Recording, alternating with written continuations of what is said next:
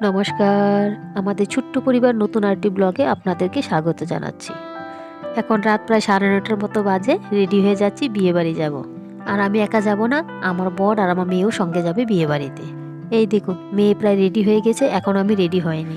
ঝটপট করে শাড়িটা পরে নিয়েছি। এখন ভাবছি চুলটা পরে বাঁধবো, আগে সিঁদুরটা পরে নেই, তারপরে গিয়ে চুলটা বেঁধে নেব। চুল আর কি বাঁধবো, চুল ঝরতে ঝরতে মনে হচ্ছে মাথা খালিই হয়ে গিয়েছে। চুল আর ডিজাইন করে বাঁধবো না, আর খোঁপাও করবো না। নর্মালি রেগুলার যেরকম চুল বেঁধে থাকি সেরকম ভাবেই চুল বেঁধে চলে। আর হ্যাঁ, আপনাদেরকে তো বলাই হচ্ছে না কার বিয়েতে যাচ্ছি। বিয়ে হচ্ছে আমাদের প্রতিবেশীর এক দাদার মেয়ের বিয়ে। হয়ে গিয়েছে সিঁদুর দেওয়া, এখন ভাবছি সোনার কানেরটা খুলে অন্য একটা কানের জোড়া পরে নেই।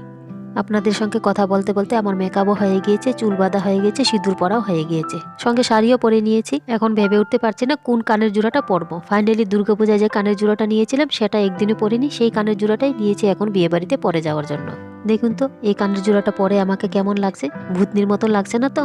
আর এদিকে দেখুন কানের জোড়াটা পরছি আর মেয়েকে বারবার করে জিজ্ঞেস করছি কেমন লাগছে বলতো, নয়তো খুলে নেবো, খুব বেশি খারাপ লাগলে পরে যাব না। আর এদিকে মেয়ে বারবার করে বলছে এই কানেরটাই বেশ ভালো লাগছে তোমার এই শাড়ির সঙ্গে। শাড়ির সঙ্গে একটু বড় কানেরই ভালো লাগে, এগুলো আর চেঞ্জ করতে হবে না, এটাই পরে যাও। কানেরটা পরে তারপরে কিছু গয়না পরে নিচ্ছি। গয়না বেশি একটা পরবো না, অল্প স্বল্পই পরবো।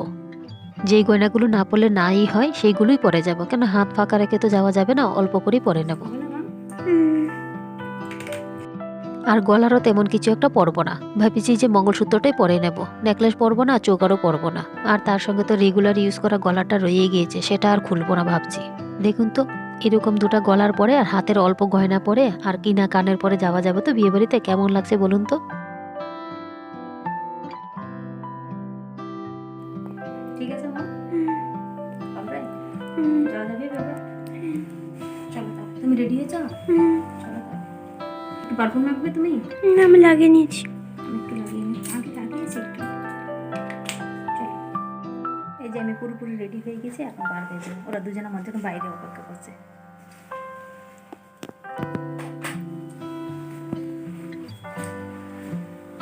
কেমন লাগছে বলুন তো? চলে আসলাম বিয়ে বাড়িতে। আর দেখুন আমার বর আগে আগে চলে গিয়েছে, আমরা মা মেয়ে পেছনে পড়ে রয়েছি। আর এদিকে দেখুন গিফট নেওয়ার জন্য কেউ রাজি নয়, দুজন মিলে আমার হাতে চাপিয়ে দিয়েছে।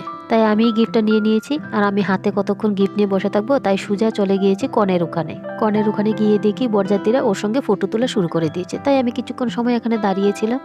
ফাইনালি এখন কনে ফ্রি হয়েছে, তাই আমি গিফটটা এই সুযোগে দিয়ে দিলাম। আর সবচেয়ে বড় কথা কি জানেন, এখানের মধ্যে কেউ আমাদেরকে চিনে না, শুধু মেয়ের বাবা আর মাই চিনে আমাদেরকে। আর আমি প্রথমবারের মতো ওদের বাড়ি গিয়েছি, আগে কোনোদিনই যাইনি ওদের বাড়ি।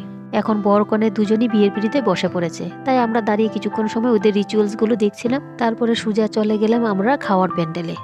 কারণ কি কনের পক্ষে বলছিল যে এখন টেবিল খালি আছে, আপনারা গিয়ে বসে পড়ুন, পরে হয়তো ভিড় লেগে যেতে পারে। তাই আমরা সোজা চলে গেলাম খাওয়ার টেবিলে। তখন প্রায় 10:30টার মতো বেজেও গিয়েছে, খাওয়ার টাইমও হয়ে গিয়েছিল। আর আমাদের খাওয়ার টেবিলে আমরা তিনজনই বসেছিলাম। আর তখন না খাবার প্যান্ডেলে খুব বেশি একটা ভিড় ছিল না, কারণ কি বিয়ের মণ্ডপের ওখানে সবাই বিয়ে দেখার জন্য দাঁড়িয়েছিল। দেখিয়ে দিচ্ছি আপনাদেরকে বিয়ে বাড়ির মেনুতে কি ছিল। পরে গিয়েছে আমাদের থালাতে প্রথমে ফ্রাইড রাইস, তারপরে লঙ্কার লেবু নিয়ে নিলাম আমরা দুজনে, মেয়ে লঙ্কার লেবু একটাও নেয়নি। আর আমার বরের তো নুন ছাড়া হয় না খাবার, কাঁচা নুন আমাদের পাতে লাগবেই, তাই পাতে একটু নুন নিয়ে নিলাম। তারপর চলে আসলো মাছের মাথা দিয়ে মুগ ডাল। মুগ ডাল দেওয়ার পরে দিয়ে দিয়েছে বেগুনি আর হচ্ছে গিয়ে পকোড়া। বেগুনি ডাল আর পকোড়া দিয়ে খাওয়া শুরু করে দিলাম। তারপরে চলে আসলো মুড়ি ঘন্ট, আর তাদের সঙ্গে দিয়ে দিয়েছে পাবদা মাছের ঝাল। আর মুড়ি ঘন্টটা এত টেস্টি হয়েছে বলার মতন নেই, আমার কাছে তো সবচেয়ে খাবারের মধ্যে সেরা লেগেছে মুড়ি ঘন্টটা। তারপরে চলে আসলো চিল্লি ফিশ, আর এই চিল্লি ফিশটা আমরা প্রথমবারের মতন খেয়েছি। আমাদের তিনজনের মধ্যে কেউ আগে কোনোদিন এই চিল্লি ফিশ খায়নি। চিল্লি চিকেন খেয়েছি কিন্তু চিল্লি ফিশ কোনোদিনই খাইনি, বেশ ভালো লেগেছে খেতে, নতুন একটা আইটেম। তারপরে চলে আসলাম মটন, স্যালাড আর পাঁপড়। মটনটা না বেশ দারুণ বানিয়েছে, সঙ্গে চিকেনও ছিল, যারা মটন খাবে না ওদের জন্য চিকেন ছিল। আর ওইদিকে দেখেন আমার বর চাটনিও খেয়ে নিচ্ছে। আমার বরের খাওয়া হয়ে গিয়েছে, ও উঠে গিয়েছে। তারপরে গিয়ে আমরা মা মেয়ে চাটনি নিয়েছি, চাটনি খাওয়া হয়ে গিয়েছে। তারপর আমরা মা মেয়ে শুরু করে দিয়েছি রসমালাই খাওয়া। সত্যি করে বলছি বিয়ের খাবারটা বেশ দারুণ হয়েছে, রান্না বান্না খুব ভালো হয়েছে, আমাদের তিনজনের কাছে তো খুব ভালো লেগেছে। চলুন, আমাদের খাওয়া দাওয়া কমপ্লিট হয়ে গিয়েছে, এখন আমরা উঠে পড়ি। খাওয়া দাওয়া শেষ করে আমরা সবাই আবার চলে আসলাম বিয়ের আসরের ওখানে, একটুখানি বিয়ে দেখে যাব ভাবছি। খাওয়া দাওয়া করে এসে দেখি কন্যাদান চলছে। আর এখানে কন্যাদান দেখে না আমার বাবার কথা আমার মনে পড়ে গিয়েছে, কারণ কি আমার বিয়ের সময় আমার বাবা আমাকে কন্যাদান করেছিল। আর আমি অনেকের মুখে এই কথাটা শুনতে পেয়েছি যারা বিবাহিত, ওরা নাকি কারোর বিয়েতে গেলে নিজের বিয়ের কথাই মনে পড়ে। আর আমার ক্ষেত্রে পুরোপুরি উল্টা। আর আমাদের বিয়ের চেয়ে আমাদের বিয়ের সময় আমাদের বাবা আমাদের সঙ্গে ছিল, আমার সেই কথাটি বেশি মনে পড়ে গিয়েছে। বাবাকে সত্যিই খুব মিস করি। আর আমি প্রায় দীর্ঘ 12 বছর ধরে কারুর বিয়েতে যাইনি। 12 বছর পরে আমি কারুর বিয়ে অ্যাটেন্ড করেছি। বেশ ভালো লেগেছে। আর সবচেয়ে বড় কথা কি জানেন, আমার মেয়ে জন্মের পরে কোনোদিন কারুর বিয়েতে যায়নি, এই প্রথমবারের মতো বিয়েতে গিয়েছে। ও তো খুব এক্সাইটেড ছিল বিয়েতে যাওয়ার জন্য। প্রায় 12 বছর পরে বিয়েতে গিয়ে, আর আমার মেয়ে জীবনে প্রথম বিয়েতে গিয়ে বেশ ভালো লেগেছে। খুব আনন্দ করেছি ওই বিয়েতে গিয়ে। আর আমার বর মাঝে মধ্যে বিয়ে অ্যাটেন্ড করেছে এই 12 বছরের মধ্যে, কিন্তু আমরা দুজন কোথাও যাইনি কারুর বিয়েতে। চলুন এইটুকু বিয়ে দেখে এখন বাড়িতে চলে যাব, কারণ কি রাত প্রায় 11টার মতো বেজে গিয়েছে। আর বেশি একটা দেরি করবো না, আর সম্পূর্ণ বিয়ে দেখতে গেলে না অনেক রাত হয়ে যাবে। আর শরীরটাও খুব বেশি একটা ভালো না, তাই বেশি রাত না করে বাড়িতে চলে যাই। চলে আসলাম আমার বিয়ে বাড়ি থেকে। এখন প্রায় রাত 11টা 10 বেজে গিয়েছে। আর যেতে যেতে প্রায় 10টাই বেজে গিয়েছে। আর আমরা ওখানে গিয়ে খুব বেশি একটা দেরি করিনি। আর বিয়ে বাড়িও আমাদের বাড়ি থেকে বেশি দূরে নেই, 2টা বাড়ির পরেই। তাই যেতে তো খুব বেশি একটা সময় লাগেনি। 1 ঘন্টা 10 মিনিটের মধ্যে বিয়ে বাড়ি থেকে হয়ে চলে আসছি। আর সবচেয়ে বড় কথা কি জানেন, প্রায় 12 বছর পরে আমি বিয়ে অ্যাটেন্ড করেছি।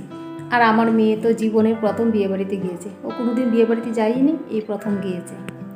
আর বিয়ে বাড়ি যেতে আমার কাছে খুব ভালো লাগে সেজে গুছে, কিন্তু এসে মুখ হাত ধোয়া, ড্রেস চেঞ্জ করা, গয়নাগাটি গুছানো, এগুলো আমার কাছে খুবই বিরক্তকর একটা জিনিস। কিন্তু কি করব, যেতে গেলে তো একটু রেডি হতেই হয়। চলুন, এখন অনেক রাত হয়ে গিয়েছে। এখন ড্রেসটা চেঞ্জ করে মুখ হাতটা ধুয়ে ঘুমিয়ে পড়ি। আর চলুন, আজকের ব্লগটা কেমন লেগেছে আপনারা কমেন্টস করে আমাদেরকে জানাবেন। আর আমাদের 3জনকে কেমন লেগেছে অবশ্যই জানাবেন আপনারা। Thank you for watching.